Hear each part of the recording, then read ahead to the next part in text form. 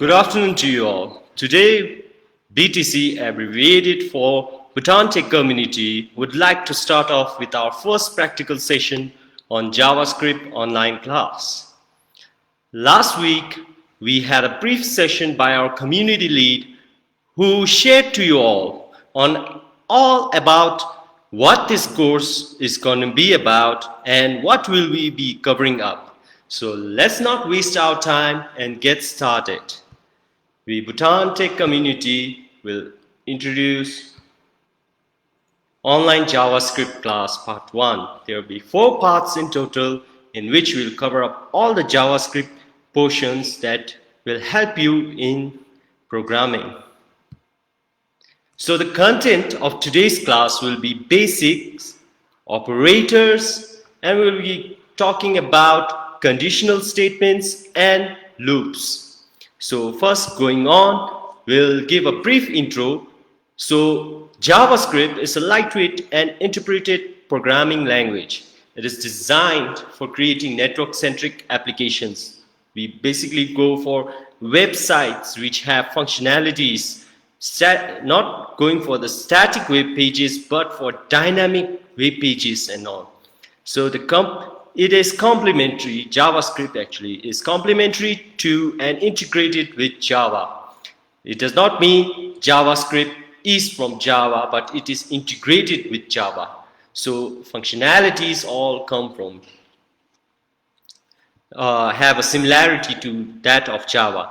It is very easy to implement because it is integrated with HTML and it is open and cross-platform. That means we have to use HTML to get the functionalities going on. So whatever skeletal structure that is there in HTML, we give life to it with JavaScript.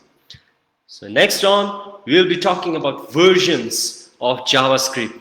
You know that JavaScript was invented in 1995 and it became ECMAScript.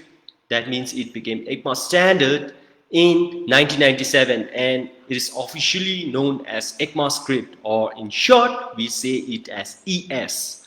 So ECMAScript 1 came out in 1997, which only supported Netscape and Internet Explorer 4. Then later on there have been some editorial changes in ES2 version. Then came the addition of regular expression, in short we say regex, and try and catch method in 1999, which was integrated in ES3. Then in ES5 came array iteration methods and JSON support was provided. It also supported the browser Firefox.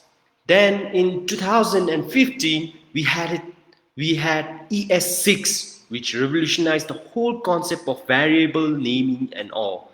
So now variables begin to start with let and const, and partial support was given in all browsers. In 2017 we had ES7, which added the async function. Now we will later on we'll tell you what this async function is going to be all about. Then later on we had ES8 with generators and promises, then ES9 with spread operators, ES10 in 2019, that is last year, with array.sort method and object.fromEntries method. Now we have ES 2020. So now let's talk about the syntax, the structure and the placement of JavaScript. The structure, it's really like in other programming languages, they have like white space does something to the programming codes. Even the line breaks have some significance to the codes. But in JavaScript, ignorance of white space and line breaks provide a proper structure to our code. There is an option for emitting semicolons, but for when you declare variables in single line, you have to provide semicolons and all. Semicolons declaration is always required when you do it in a single line. But hey, who goes for a single line? We always want to beautify our structure, right? Then there is case sensitivity, which is TIME with a capital T is different than all caps lock TIME. So these two, if they are declared as variables, they are different variables, of course. Then we'll go on doing programs at the end of the session about comments, which is single line that is provided by 2 slashes, and blocks that is between 2 slashes and 2 stars. Then when we talk about the placement, where do we place JavaScript codes? The placement can be inside the head section. In head sections, we probably provide it for events, and in body we provide it for page loading and etc. Then in head and body sections altogether we can do it as well, and for it is best to be used in external files so that multiple usage of many files can be done. Next on, now we'll go through our proper content. Now you know that syntax, the structure, the placement and all. Now we'll be talking about the basics of JavaScript programming. First of all, we'll talk about data types. Data types are the most fundamental characteristics of a programming language, which is the set, it supports only a set of data types. There are 3 types: primitive data types, trivial, then composite data types. Now, going through the primitive data types, we have strings, numbers, and booleans. Strings are basically character sentences and everything that is there. Numbers, you know already, we have been learning from when we started talking 1, 2, 3, 4 and all. Then boolean is it's a primitive data type which says either it is true or it's false. Then we have trivial data types, which is undefined and null. Undefined basically means a particular data type is not been defined, and null means there's no data type at all. Then we go for composite data types, that is objects. Sooner, during the further parts of the classes, you will be learning about objects, strings, numbers and booleans and everything all about these data types and how to execute it. Now next, we'll be going through variables. Variables are named containers. They are just like a bottle which stores for example, we take a Coca-Cola bottle. The outside storage is called the variable, and the inside is every data that is being stored in it. That means the Coke is the data. We place data into these containers and then refer to the data simply by naming the container. So a bottle with Coke inside and no labels will just be an anonymous drink. But with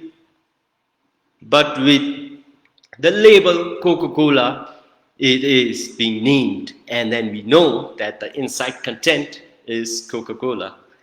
Then we go for variable declaration. Now, whenever we name a variable and whenever we give value to it, there are 2 parts. First part is variable declaration, that is naming the variable with var keyword.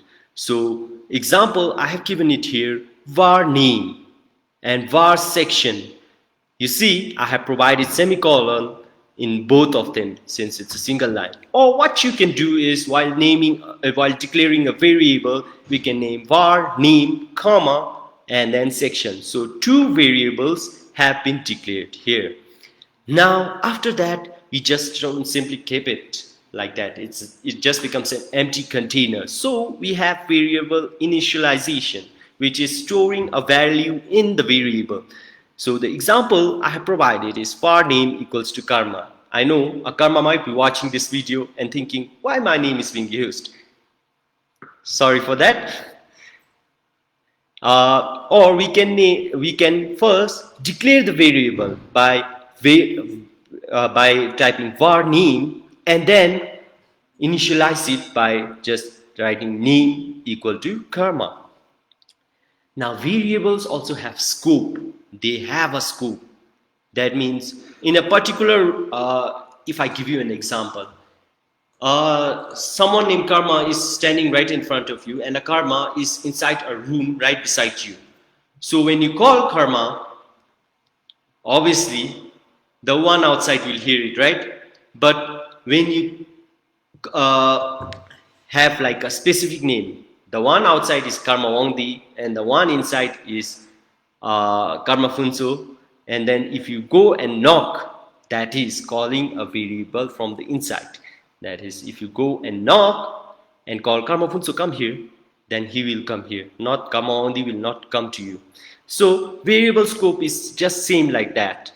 Global is a variable that is defined anywhere in the code, and local variables are the one which is visible only within a function in which it is defined. So if I give you an example, here I have given the example of what is a global variable and what is a local variable and how do you call it. Now you can see here I have defined the code inside the body tag. So when my particular function, I have declared a global variable outside, that is var, my var is equals to global, so that becomes a global variable. But there is a function also there which says check scope, and this function also has var my var. The same variables have been defined in both, but they have been initialized with different values. That is, first one is global and the other one is local. And when inside the function, after initializing the variable, we are just telling it to write itself. So document.write into the document, HTML document, so my var. So when the body on loading, that is on loading a particular event that is calling, goes to call the function check scope, it will not go for the global variable, it will go inside and write the local variable. So this is what the scope of the variable means. Now in ES6 we had two other different variable names. Declare on how do we declare variables. We had let and const along with var, and var started to become old after ES6. So when I talk about scope of all these three variables, var can be global as well as local, but let becomes block scoped. Even const becomes block scope. That means I'll show that to you when we do the coding classes after this class, after this theoretical class. So now we will be going through the differences of these three variable declaration types. So var declarations are globally scoped or function scoped, while let and const are block scope. That means they only go work inside the curly braces. Everything inside the curly braces becomes a block. Now redeclaration and update, that means when you redeclare a var again, it is possible, and when you update the var variable with the variable definition of var again, it is possible. But when it comes to redeclaration of a variable with let variable declaration, it is not possible, but its update is possible. And in const, both redeclaration and update is not possible. Now when we hoisting is particularly like whenever we try to call a certain variable, right? So hoisting in JavaScript a mechanism where variables and function declarations are moved to the top of their scope before the code execution begins. So whatever we declare or initiate, when we declare or initiate a particular variable, we always keep it at the top so that the code execution does not give an error at the end. So that is what hosting is. Now they are all hoisted, all var, let and const are all hoisted to top of the scope. But while var variables are initialized with undefined, let and const will not be initialized. So this basically means that if you keep them below and if their initiation is not been done, that means both let and const will give a reference error, while as var will just say there is not been anything defined under the particular variable. We'll go more deep into it while doing the codes. So the next one is, how do we name variables? So we do not use a reserved keyword. There are a set of reserved keywords. For example, you do not write var var or var break or var boolean. There are a set of words which you cannot use while naming a variable. And it should not start with the numeric keyword, that is from 0 to 9. We should not start with any numbers.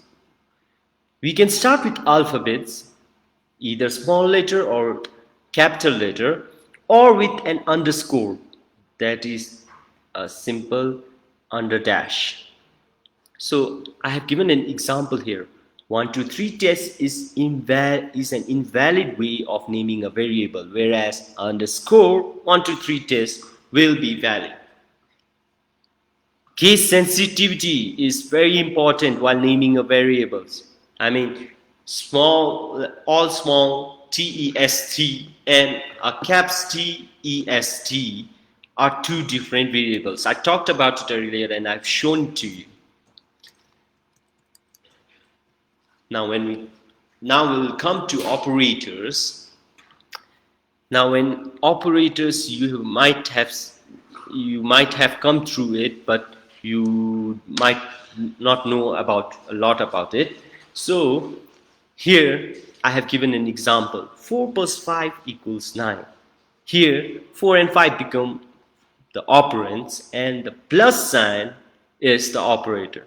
So anything doing an operation to operands, number of operands, will become an operator. So the types of operators in JavaScript are 5 types. There's one more type which we'll discuss it later on during the further parts of the course. First one is arithmetic operators. Plus, that is to add 2 operands. Minus, to subtract an operand from another operand.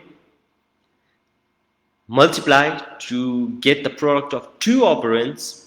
Divide, to get the quotient of 2 operands.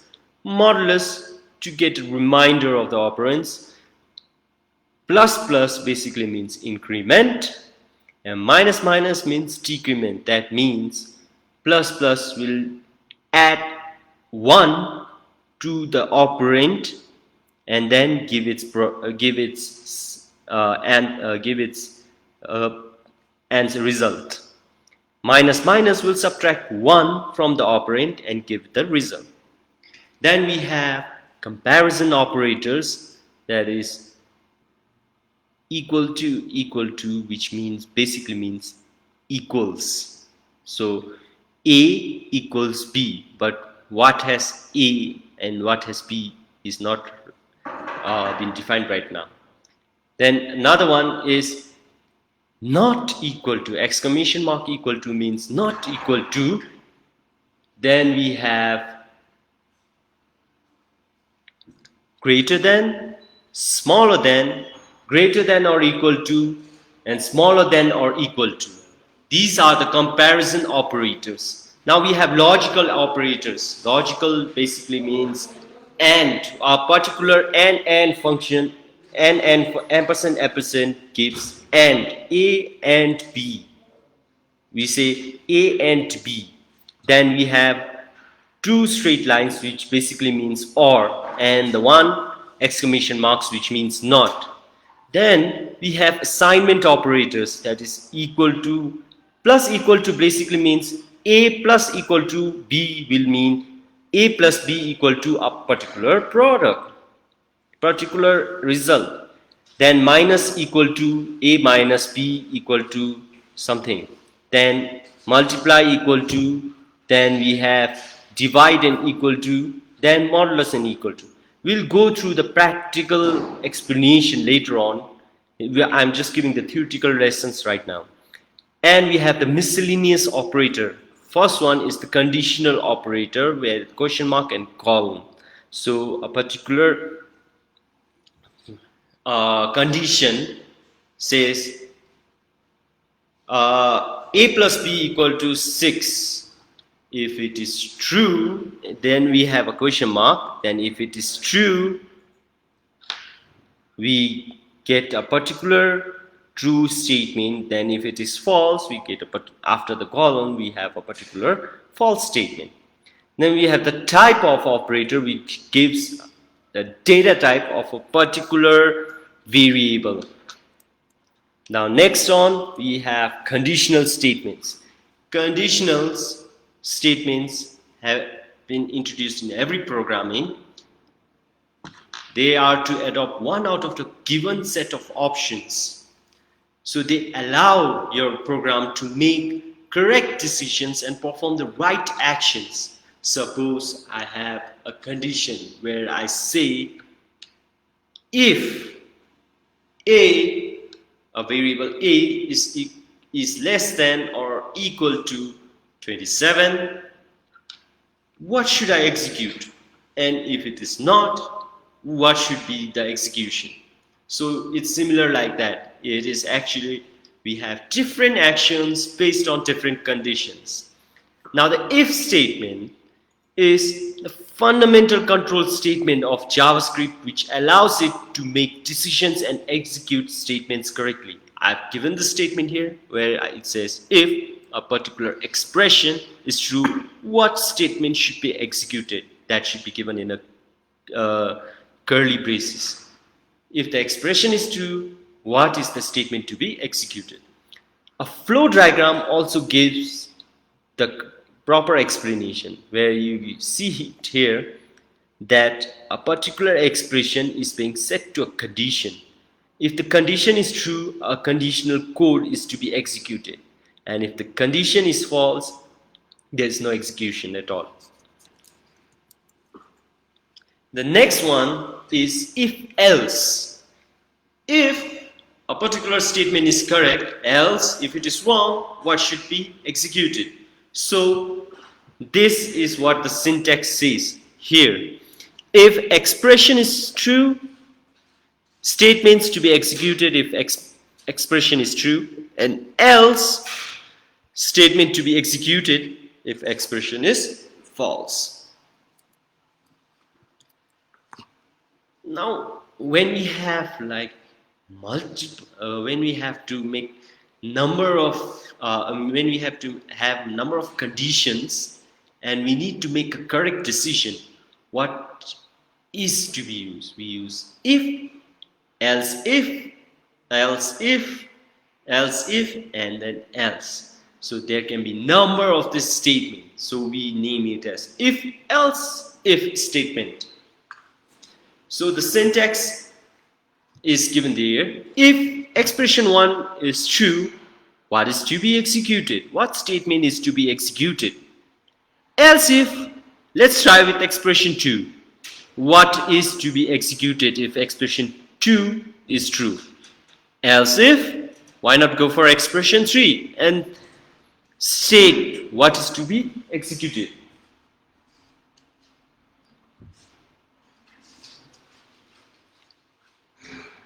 or else if no expression is true, what statement is to be executed. Next, we have the switch. Now, if else if is not always the best situation, especially when every expression depends upon a single variable. So to evaluate it, we have the switch statement. Now, what happens in a switch statement is that the interpreter checks each case against the value of the expression until a particular match is found. And if nothing matches, there's always a default condition to be used. So switch, if you go by syntax, takes on an expression and the conditions are given as cases. So an expression is taken inside a switch. We have case condition 1. So we take condition 1. If the state and what should be executed, what statement should be executed if condition 1 is true, then we break it off if condition 1 is true. Else we go now to check condition 2. We go to check on the possible conditions up to condition n, the number of conditions that you have, and if no condition matches it, there's always defaults which executes a particular statement.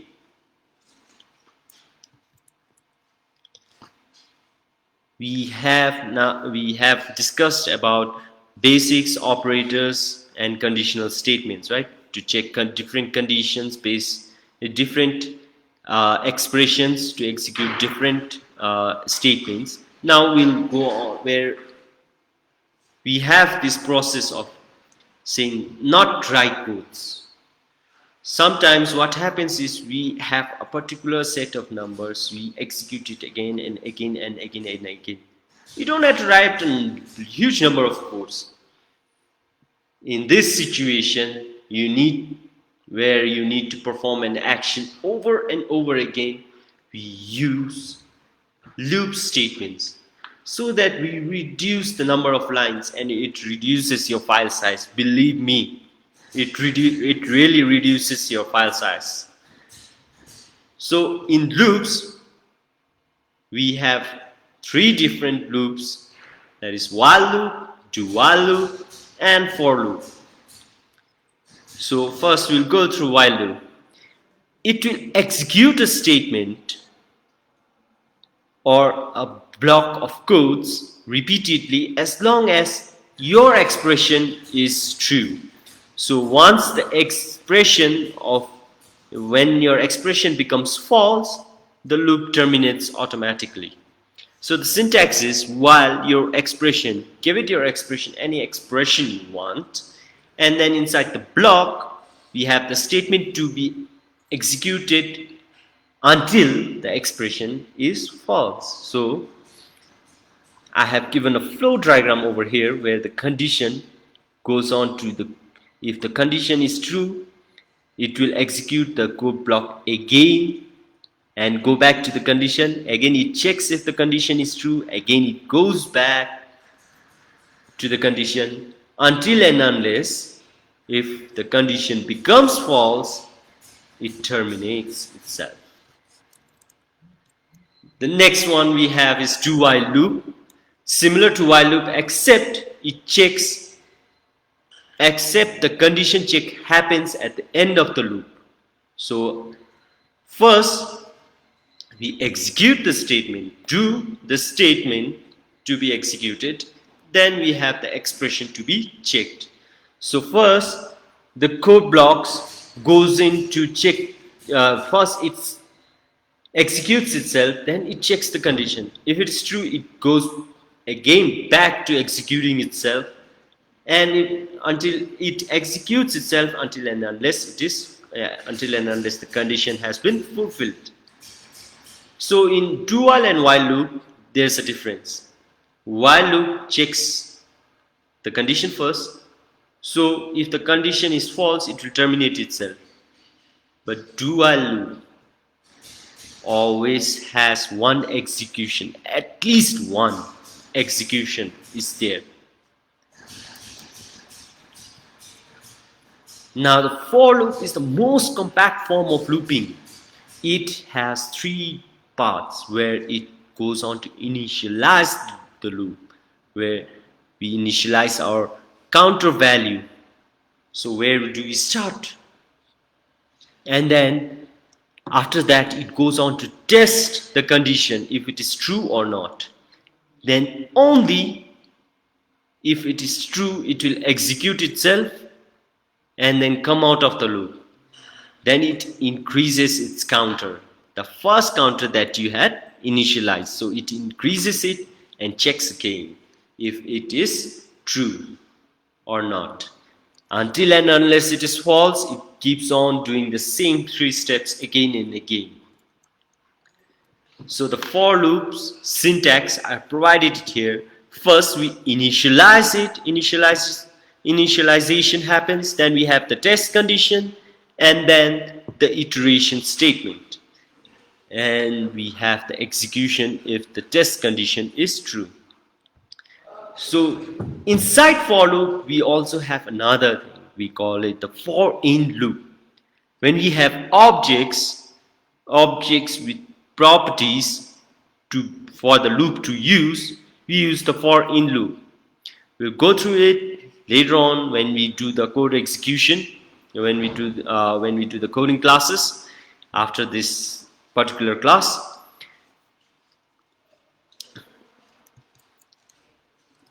Then there are certain things called loop control. We need not always go through each and every condition. Sometimes when a particular condition is been fulfilled, we can just break it off, or from a particular statement we can start continuing the loop. So JavaScript has this type of controls where it gives full control to handle the loops and even the switch statements. Situations when you need to come out of a loop without reaching its bottom. So we don't have to reach its bottom to keep on executing. When we have reached a certain part, yeah, we can break it off. Then we have where you want to skip a part of your code block and start the next iteration of the loop. So where you have to take a part and just skip it off, and then we just start with the next iteration. For that, we have loop controls like break and continue statements. These statements are used to immediately come out of any loop or to start the next iteration of any loop respectively. So break is used to come out of a loop, continue to start the next iteration of any loop. The break statement is used to exit a loop early, breaking out of the enclosing curly braces. So we do not have to wait for it to fully execute. We can just come out of it. Then the continue tells the interpreter to immediately start the next iteration of the loop, skipping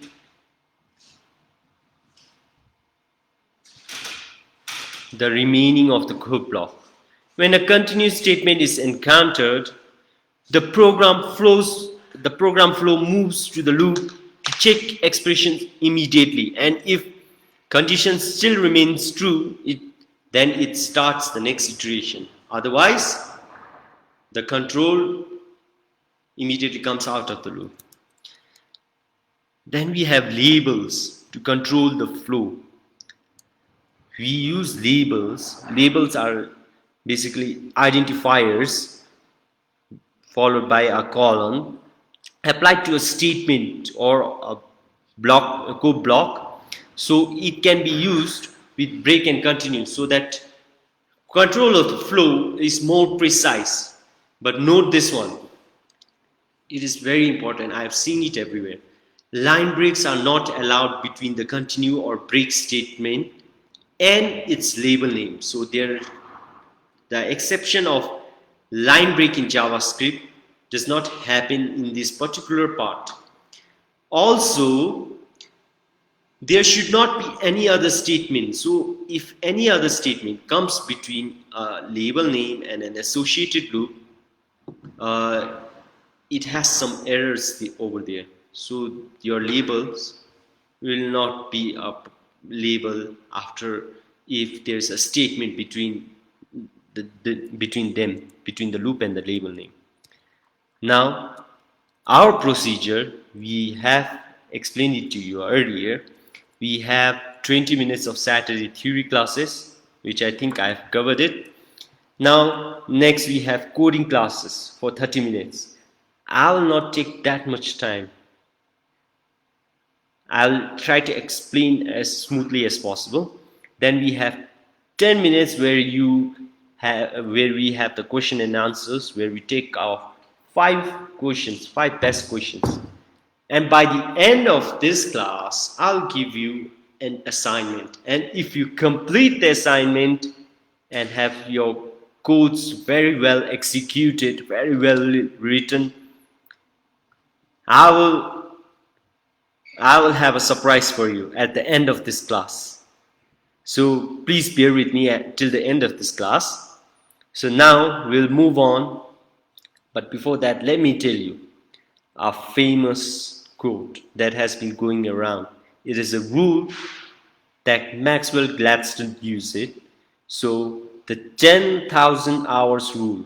You need to work 10,000 hours on a particular skill to master it. So if you want to really master JavaScript, you have to work 10,000 hours.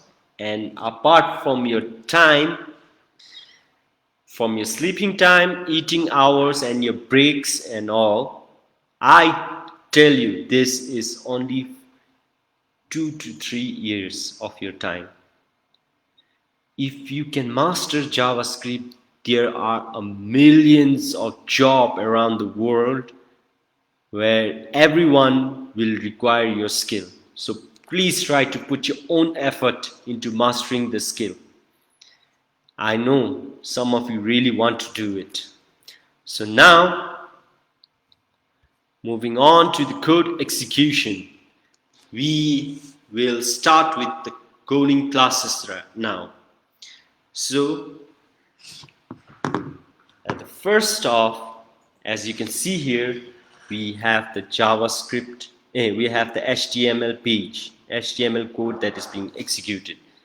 Now, I will not go through each and every code. I'll just go through this particular part. Script, which will execute JavaScript code inside this HTML document. So by going through this code, now you can see I have given the title and all. Now let me go to the browser, open a new tab, and then I would like to run this particular page. So if I run it, wait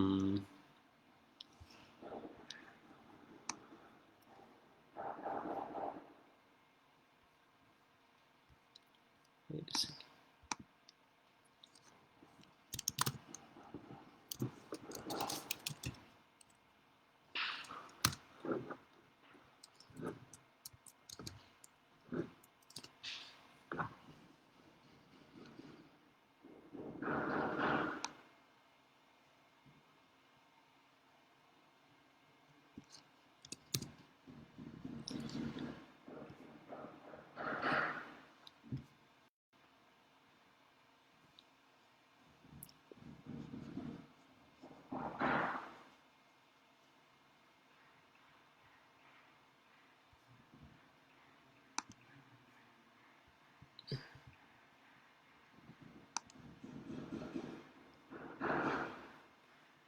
Let me go through this.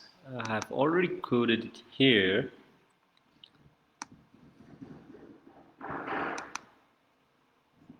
Okay.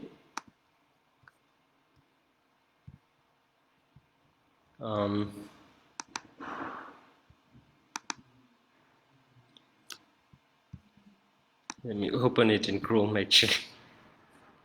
Open with. Yeah. you can see the title is being displayed here and my page is being redirected to this browser. So if I go through all these codes inside the Visual Studio Code,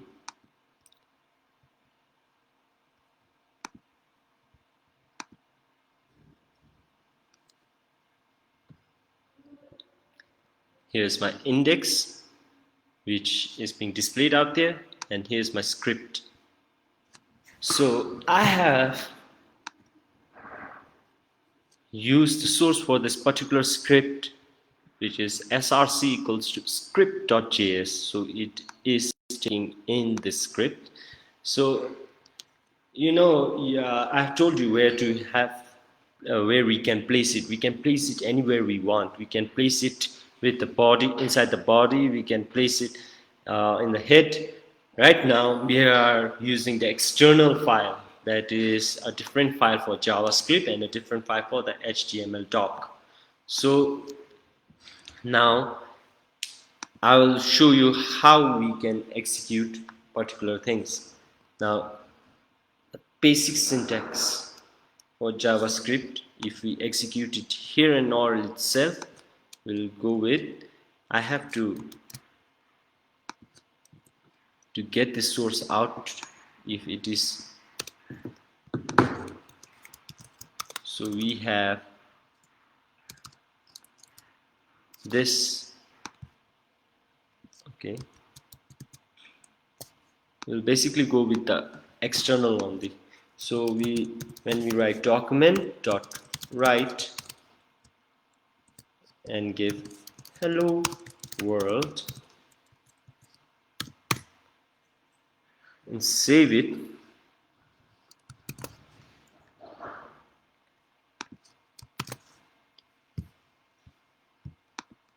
reload it to get hello world in this particular page. So this is how you execute it. We have many ways through which we can do.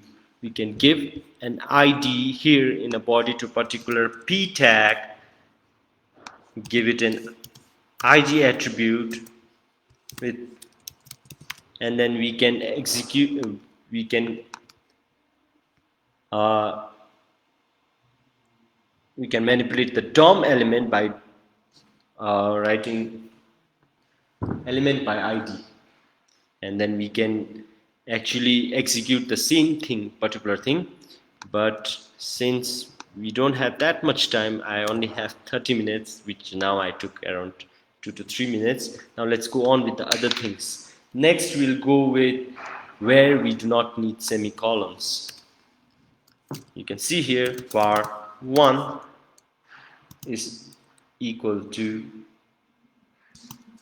10.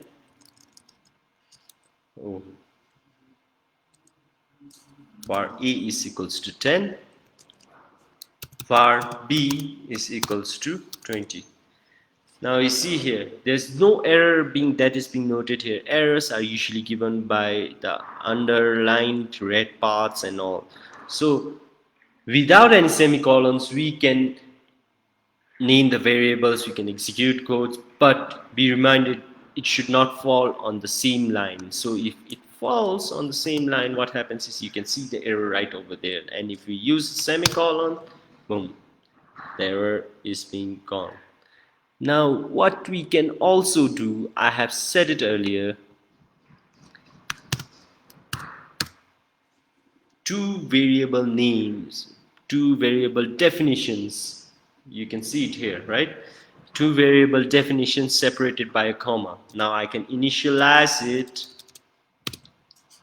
A equals to 10, then wait, B equals to 20. So you see here, right? There's no error over here. The variables have been declined, but there's no error. And now I'll show you case sensitivity that we talked about earlier. You can write var Nike is equals to 20, Nike with a capital N, and then we have var. A good programmer does not declare and initiate variables in a single line. Always know that These are best programming practices. Always have to be equals to 10. So now when we try to write it, you will see the difference. Nike with the capital N. Now the plus sign inside the document dot write is to mainly give the value of this variable over here so that it can be shown, it can be written in the document. Now the other one, when we go through,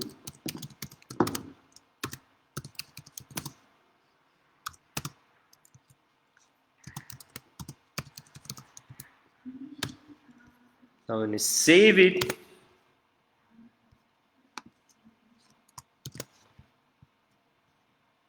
and reload it back in the browser, you see, right? The capital one, let me just break it apart.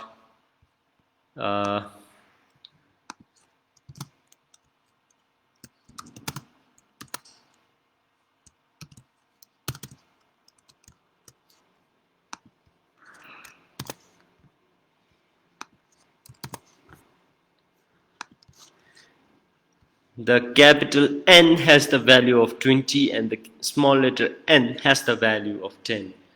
Both the names are same, but the case sensitivity really is important. Now we'll go through variable initialization. Variable initialization can happen after declaring the variables or during the variable declaration itself. So var name equals to Dundin,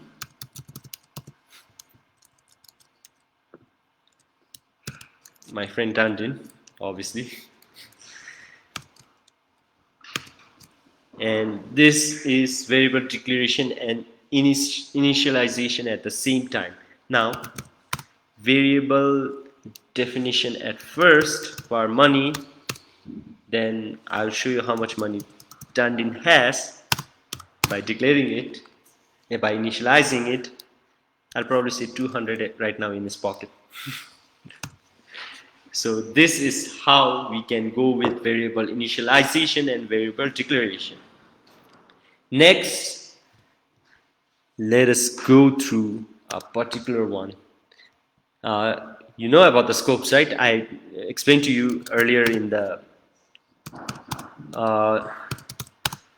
earlier during the theory class. So let's name it as global. Here I am declaring a global variable. So global, my var global becomes global variable. Then let me just write a function which will check the scope of the variable. So check scope, and inside the function will be my state. First will be my variable declaration, that is local, and let's see which will execute. Is it global or local variable?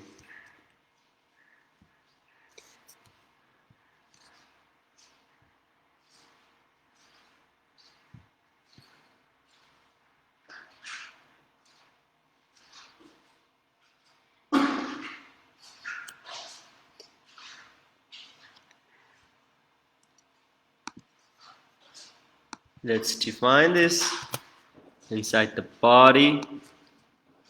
Let's just remove it.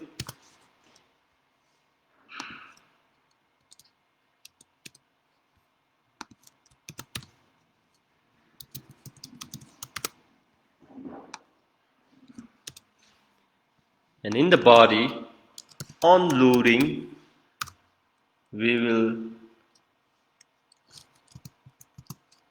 get check scope. We'll call that function check scope.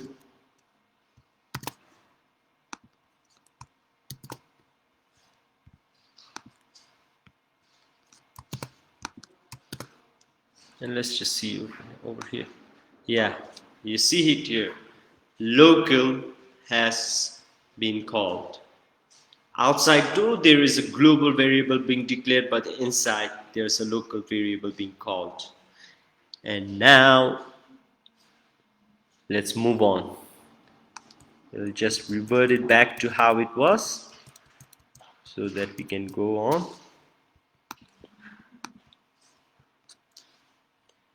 Next we'll be going through operators, arithmetic operators. But hey, before that, do you remember that we talked about the 3 ways of defining and declaring variables? Yeah, the let, var, and const. And now we'll go on with first with var. So let's see how this. We have seen the scope of var. Now let's go on to see how this var works. So var will start with tester. So tester will say, hey Karma. Nah, I'll still use my friend's name. Hey Tandin. And function, another function, let's declare it. We'll call it new function. And this will say var hello. This will be defined as var hello, which will say hello. And if I console.log, another way of saying what you have written, what you have coded. So if we say hello, then I want to know what the output says. I really want to know, because yeah, there's nothing over there. For console, we need to go to the console. So right click on your browser, right click on the page and go to inspect. You see an error. Hello is not defined. You see it down here. Let me show you. Let me take it a little bit up.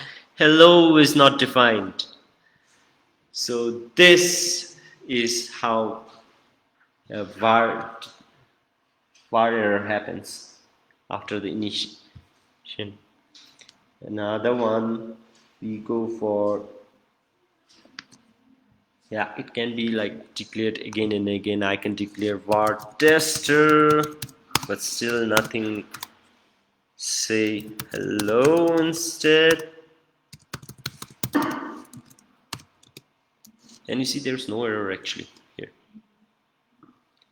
We can do it anyways. We can remove the var and update the value. Yeah, redefinition and and updating the value again. It is possible in var. Now the hosting of var. Now you will see. Alright, console.log first before even declaring the var, and I'll say greeter. Then var greeter, I'll define it and initialize it with, say, let's say hey hello, say hello, save it, go back to my browser, load it. You see there's no error, but there is a value called undefined. Because greeter is undefined, what happens in this particular case, I'll show you in the code. The var greeter does go above.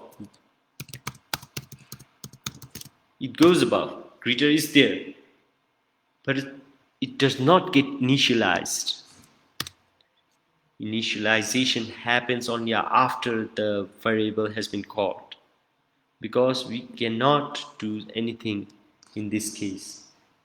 The value is just becomes undefined. So var variables are hoisted to the top of its scope and initialized with the value of undefined. Now there is a weakness that comes with this var.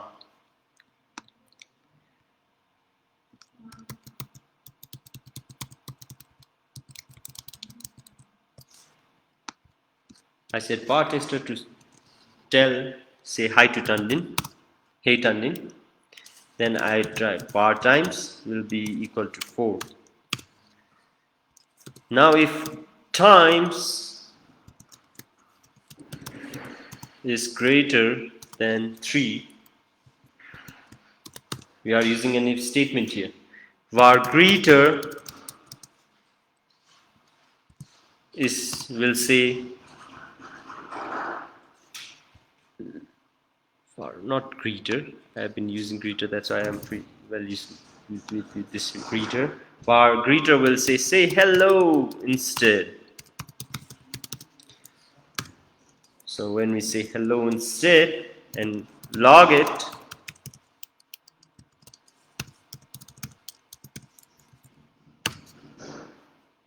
yeah, it will say hello instead. I know that. Wait a second. Oh, not greeter, tester. Sorry about that. Since yeah, it says hello instead. So since times greater than 3 returns true, greeter is redefined to say hello instead. While this may not be a problem if you knowingly want greeter to be redefined, but it becomes a problem when you do not realize that a variable greeter has been already a variable tester. Actually, tester has been already defined before, and if you have used greet tester in other parts of your code, you might be surprised at the output you get. It means you might have a long number of lines of codes, a very long file, and there's something called tester at the top, which has been declared and defined, and you are like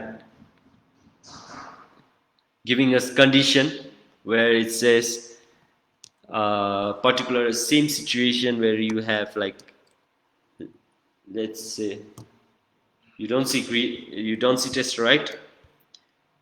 And if you call tester, if it is equals to 3, then only say hello, otherwise it will say something else. So when we go, wait a second, I did not save it. So if times is greater than, let's say, 5, var tester will be there in console.log tester. Whereas if times is less than 5, will the tester say hey Tandin? Yeah, it says hey Tandin. Now this type of situation happens when you want it to say hello instead. Now let's go with let. I have told you earlier, it's block scoped, right? So let greeting be equal to say hi. Then let the same situation times equals to 4, and if times is greater than 3, let hello equal to say hello instead.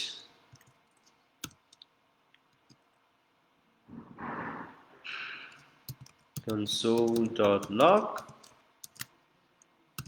hello, outside will log it again, console.log hello. Now what happens in this case?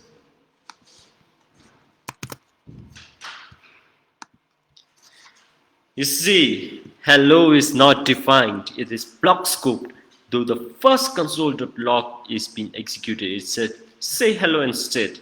So this is what happens with let. Then we'll can say it can be updated, but it cannot be redeclared. So let's go with it. Let's see. I've said that earlier. So let let greeting say it again. Let's redefine greeting, which says equal to say hello instead. Say hello instead. Now let's log it actually.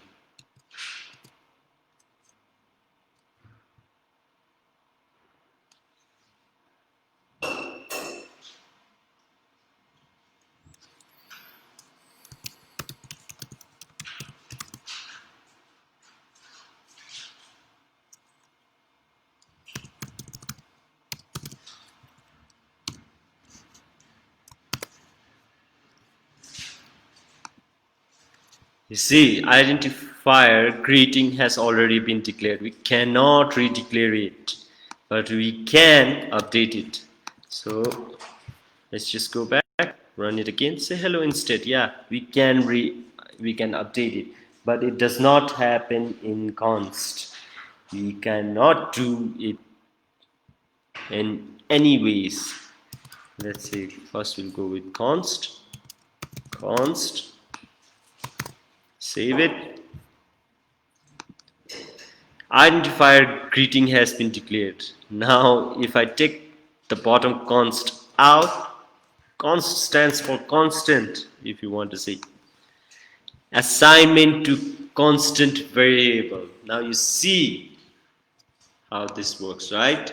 Let, var, and const. Now we'll move on to our operators. I'll go as quick as possible with these operators. First we'll go with, wait a second, let me comment it for you. This is a single line comment. I forgot. I'm very sorry. Arithmetic operators. And if you want to comment a block of codes, you just go with, but let me first give you for a equals to 33 and for b equals to 10.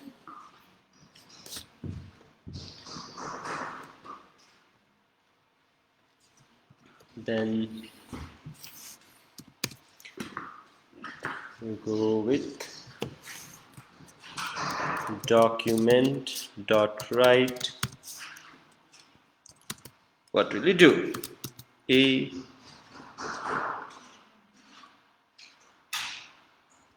plus b equal to, then before that for result, let's do this. For result is equals to a plus b. So then of it result, so it will write what the result is. So let's save it. Save it here too. A plus b equals to 43. Now let's go with minus.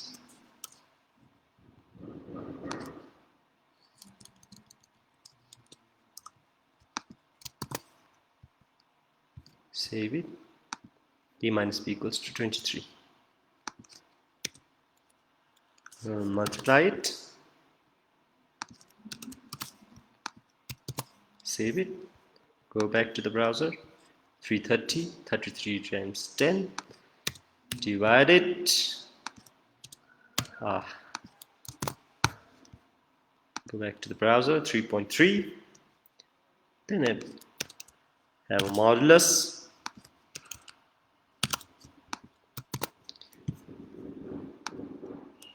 Three, reminder of 3. Yeah, don't be shocked.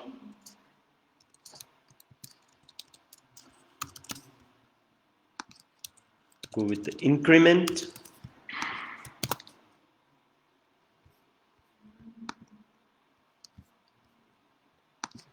increment, let's increment it 4 so that we log the correct increment.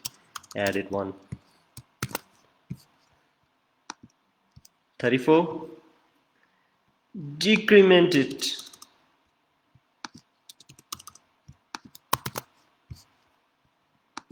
32. We are done with arithmetic operators. Now let's just comment this out. To comment it out, to comment the whole block of codes, star slash star and star slash between the blocks of code. Don't worry about all these applications not being available to you right now, since you cannot do it side by side, right? So I'll upload it in GitHub, and then you can access it. You can clone it to your computer, and then you can use it. You can go through it. You can save it. Now we'll go with logical operators. Yeah, comparison. Let's go with comparison at first. So comparison operators.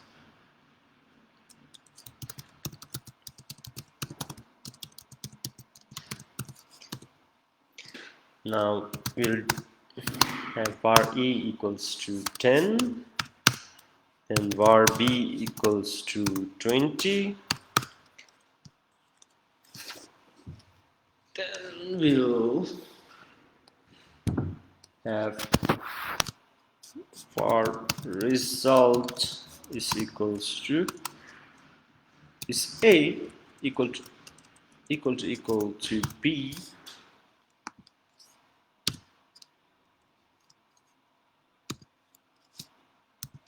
document.write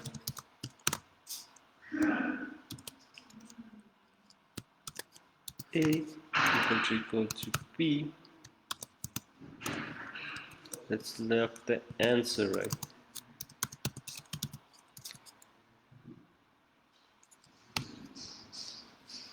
So let's save it, go back. It's false. It gives a boolean output. A is not equal to b, but is a less than b?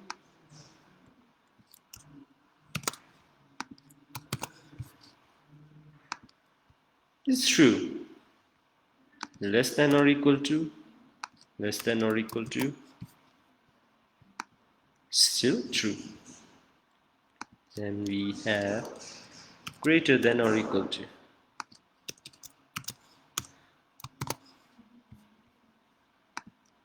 It's false. Is a greater than b? Let's see. Still false.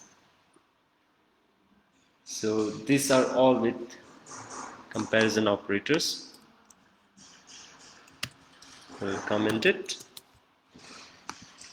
Or we'll just, use it for logical operators.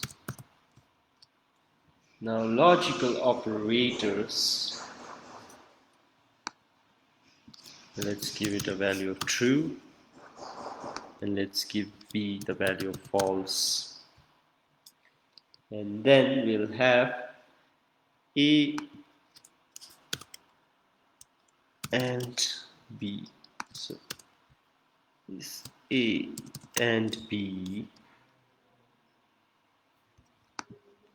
what will be the result?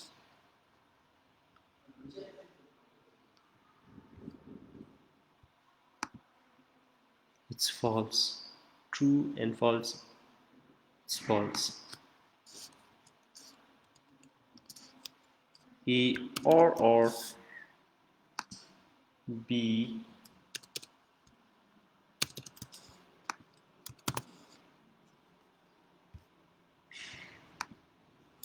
it's true. A or B.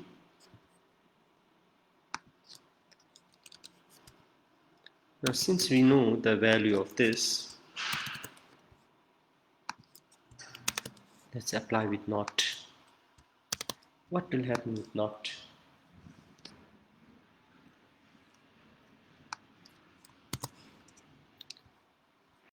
You know A and then B is false, but not A and then B is true. So it gives the exact opposite of the answer. Now let's move on with assignment operators. Though I know I'm taking a lot of time. Var A is equals to 33. Let's go with 33 again. Var B, let's go with 10 again. And then we'll have var result is equals to A equal to A equal to B.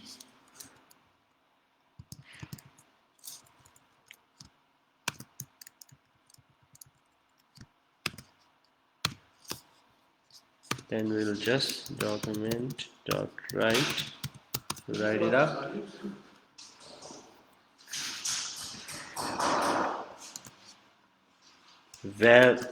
Value of A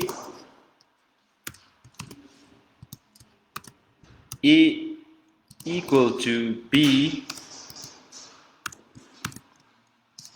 then we'll just display the result, save it, and then we go back. It becomes 10 because A will then become equal to B. B is 10, so A has been assigned to 10. Same way we'll go with A plus equal to B, which means A plus B. A will be equal to A plus B. So when we go with that,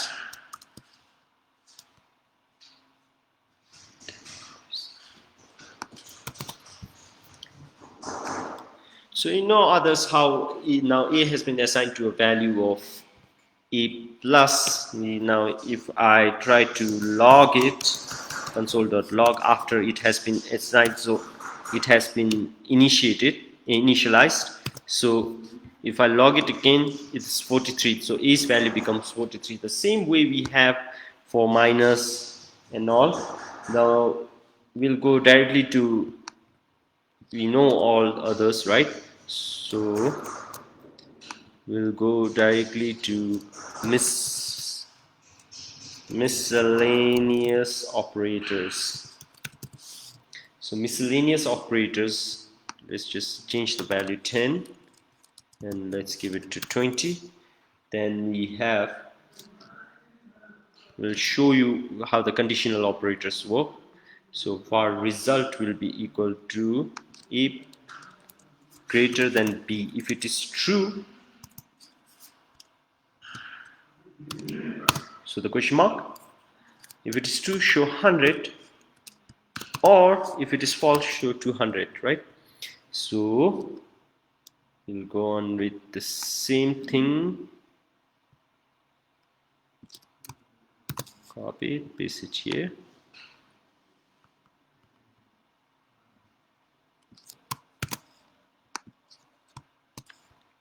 Why log A? Yeah, since it's false, A is 10, it's not greater than B, so it is taking on the condition of 200. So yeah, this is the conditional operator. Now type of operator will take 10 and we'll name this as a string.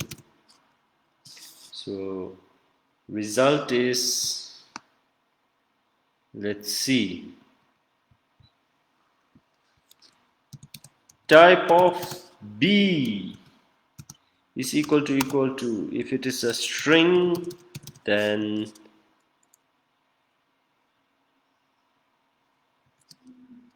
type of B, if it is string, then show B is a string, B is string,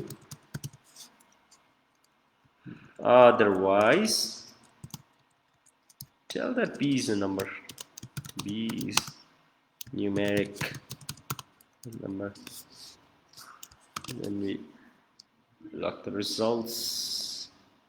We'll just see the results. Why do we need to go all the way to this. Yeah, B is a string, and if I take off A and put A here, A is not a string, you know that. Since A is not a string, it becomes A is numeric. Now we'll go with conditional statements. I'll show you the most important part of the conditional statement. We'll go with the if else. Others I'll upload it in the GitHub so that you can get the project. So if else statement where we have for age is equals to 15, if my age is 15, if my age is greater than 18, I'm allowed to drink. That would be foolish, right? But still, then let's go with that. Document dot write. I'll write it. I'm allowed to drink. If I'm greater than 15, I'm allowed to drink. And if I am else, I'll call your mom. Yeah, that's right. I will call your mom. Now, let's see. I'm not 15, by the way. Let's see how this execution happens. Oh, the browser will call my mom. So if right now, let me disclose my age. I'm 26. Yeah, I'm allowed to drink. So this is if else statement. If you probably know what's going to happen if I'm like, let's go back to being 15 and just remove this and save it. Hey, there's nothing been executed. And if it is 26 back again, yeah. So this is how the conditions happen. So conditional statements, I'll upload it in GitHub. We don't have much time right now. If we had time, we will just could have gone through each and every concept of it. So right now we'll go through loops. Loops. We'll go with the most complex one, that is the for loop. You know, for loop.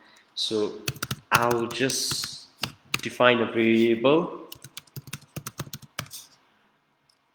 write it up, starting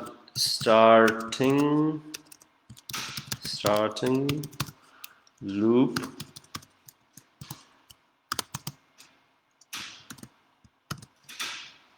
and we'll so for now count will be initialized, count equals to 0. This is the loop initialization. Then we have the statement, if count is less than 10, then count plus plus, it will increment. Then we will have the document dot write. What will we write? We'll give the current count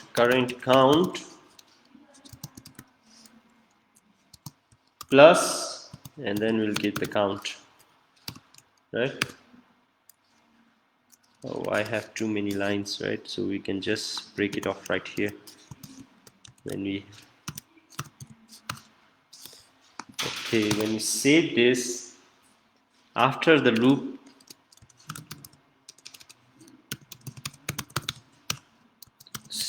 reaches the particular point, we'll just give loop stopped.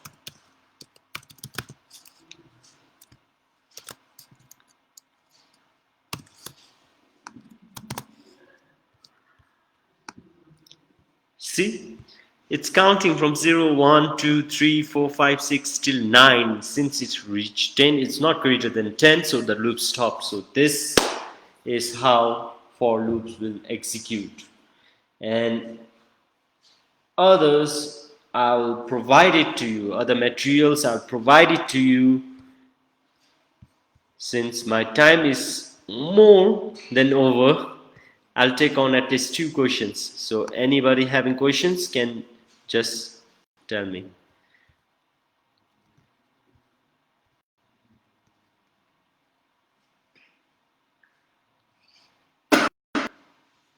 Okay, I think my community members have answered all your questions. So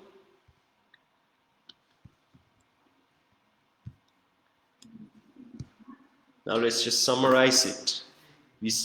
We went through the structure and layout, and placement of JavaScript.